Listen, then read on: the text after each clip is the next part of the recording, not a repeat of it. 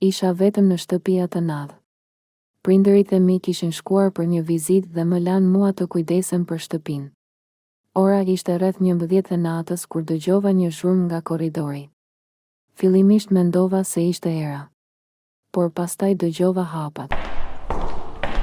Zemra ime filloi të rrinte fort.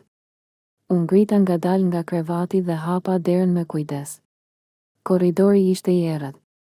Mora telefonin dhe ndeza dritën. Në fund të korridorit pash një hije që lëvizte. Kush është aty? Bërtita. Asnjë përgjigje. Me duart që më dridheshin, hapa derën e kuzhinës. Nuk kishte njeri, por dritarja ishte hapur. Dikush kishte hyrë.